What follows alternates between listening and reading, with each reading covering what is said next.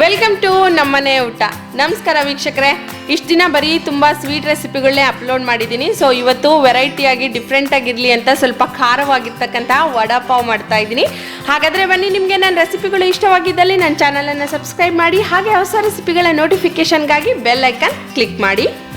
ವಡಾ ಪಾವ್ಗೆ ನಾವು first green chutney ready ಮಾಡ್ಕೊಳ್ಳೋಣ.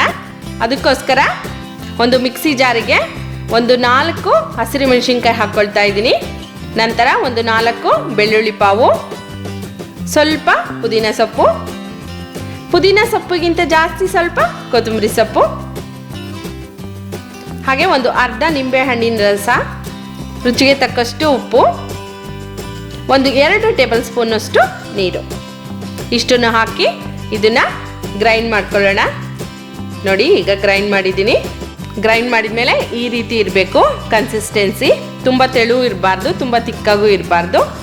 So ನಂತರ ಈಗ ಗಾರ್ಲಿಕ್ ಚಟ್ನಿ ರೆಡಿ ಮಾಡ್ಕೊಳ್ಳೋಣ.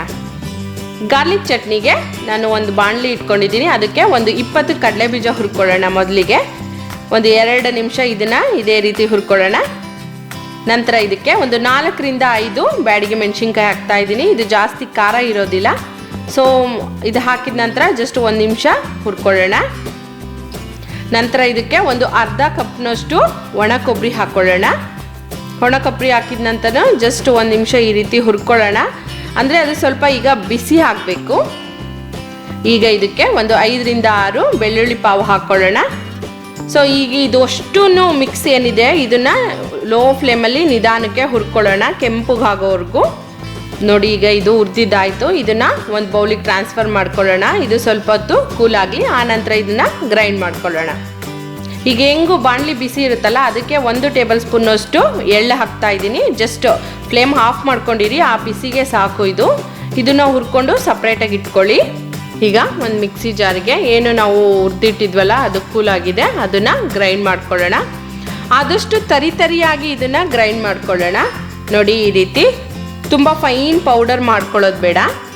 ಈಗ ಇದಕ್ಕೆ 1 ಟೇಬಲ್ ಸ್ಪೂನಷ್ಟು ಖಾರದ ಪುಡಿ ಹಾಕ್ಕೊಳ್ಳೋಣ. ನೀವು ಆದಷ್ಟು ಖಾರ ನೋಡಿ ಹಾಕ್ಕೊಳ್ಳಿ. ಈಗ ಇದಕ್ಕೆ ರುಚಿಗೆ ತಕ್ಕಷ್ಟು ಉಪ್ಪು. ಇದನ್ನು ಸ್ಪೂನಲ್ಲಿ ಆದಷ್ಟು ಈ ರೀತಿ ಚೆನ್ನಾಗಿ ಮಿಕ್ಸ್ ಮಾಡ್ಕೊಳ್ಳಿ. ಸ್ಪೂನ್ ಕಂಫರ್ಟಬಲ್ ಆಗಿಲ್ಲ ಅಂದರೆ ನೀವು ಕೈಯಲ್ಲೇ ಮಿಕ್ಸ್ ಮಾಡ್ಕೋಬಹುದು. ನೋಡಿ, ನಾನು ಆದಷ್ಟು ಕೈಯಲ್ಲೇ ಮಿಕ್ಸ್ ಮಾಡಿದ್ದೀನಿ. ಎಷ್ಟು ತರಿಯಾಗಿ ಚೆನ್ನಾಗಿ ಬಂದಿದೆ. ಈಗ ಫೈನಲ್ ಆಗಿ ಇದಕ್ಕೆ ಏನು ಉದ್ದಿಟ್ಟಿರ್ತಕ್ಕಂಥ ಎಳ್ಳು ಹಾಕಿ ಈ ರೀತಿ ಚೆನ್ನಾಗಿ ಮಿಕ್ಸ್ ಮಾಡ್ಕೊಳ್ಳೋಣ. ನೋಡಿ, ಈಗ ಗಾರ್ಲಿಕ್ ಚಟ್ನಿ ರೆಡಿ ಆಯಿತು. ಈಗ ಆಲೂಗೆಡ್ಡೆ ಪಲ್ಯ ರೆಡಿ ಮಾಡ್ಕೊಳ್ಳೋಣ. ಸೊ ಆಲೂಗೆಡ್ಡೆ ಪಲ್ಯ ಮಾಡಲಿಕ್ಕೆ ಒಂದು ತವಾ ಇಟ್ಕೊಂಡಿದ್ದೀನಿ. ಅದಕ್ಕೆ ಒಂದು 2 ಟೇಬಲ್ ಸ್ಪೂನಷ್ಟು ಎಣ್ಣೆ ಹಾಕ್ತಾ ಇದ್ದೀನಿ. ನಂತರ ಒಂದು ಅರ್ಧ ಟೇಬಲ್ ಸ್ಪೂನಷ್ಟು ಜೀರಿಗೆ ಮತ್ತು ಸಾಸಿವೆ,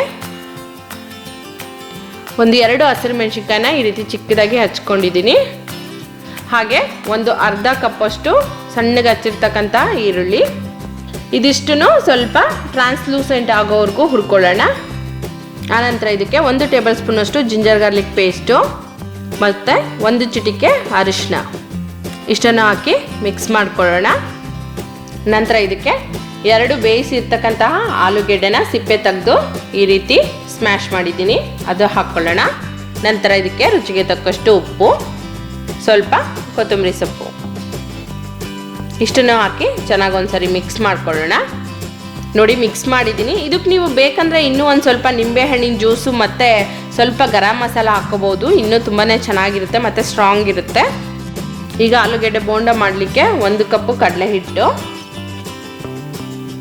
ಒಂದು ಅರ್ಧ ಟೇಬಲ್ ಸ್ಪೂನಷ್ಟು ಜೀರಿಗೆ, ರುಚಿಗೆ ತಕ್ಕಷ್ಟು ಉಪ್ಪು ಮತ್ತು ಈ ರೀತಿ ಸ್ವಲ್ಪ ನೀರು ಹಾಕ್ಕೊಂಡು ಇದನ್ನು ಕಲಿಸ್ತಾ ಹೋಗಬೇಕು. ಏನು ನಾವು ಬೋಂಡ ಅದು ಬಜ್ಜಿ ಮಾಡ್ತೀವಲ್ಲ, ಅದಕ್ಕೆ ಹಿಟ್ಟು ಯಾವ ಕನ್ಸಿಸ್ಟೆನ್ಸಿ ಇರಬೇಕಲ್ಲ ಹಂಗೆ ಕಲಿಸ್ಕೊಂಡ್ರೆ ಆಯಿತು. ನೋಡಿ, ಇಷ್ಟಿದ್ರೆ ಸಾಕು. ಈಗ ಇದಕ್ಕೆ 1 ಚಿಟಿಕೆ ಅಡುಗೆ ಸೋಡಾ ಹಾಕ್ತಾ ಇದ್ದೀನಿ. ಸೊ ಇನ್ನೊಂದು ಸರಿ ನೀಟಾಗಿ ಒಂದ್ಸರಿ ಮಿಕ್ಸ್ ಮಾಡ್ಕೊಳ್ಳೋಣ. ಇನ್ನೊಂದು ಸೈಡಲ್ಲಿ ಎಣ್ಣೆ ಕಾಯ್ಲಿಕ್ಕೆ ಇಟ್ಟಿದ್ದೀನಿ. ಎಣ್ಣೆನೂ ಕಾಯ್ತಾ ಇದೆ. ನೋಡಿ, ಈಗ ಆಲೂಗೆಡ್ಡೆ ಪಲ್ಯನ ಎಷ್ಟು ಬೇಕೋ ಅಷ್ಟು ತೊಗೊಂಡು ಈ ರೀತಿ ಉಂಡೆ ಮಾಡ್ಕೊಳ್ಳಿ. ಉಂಡೆ ಮಾಡಿಕೊಂಡು ಈ ರೀತಿ ಕಡಲೆ ಹಿಟ್ಟು ಬ್ಯಾಟರಲ್ಲಿ ಒಂದ್ಸರಿ ಎದ್ದಿ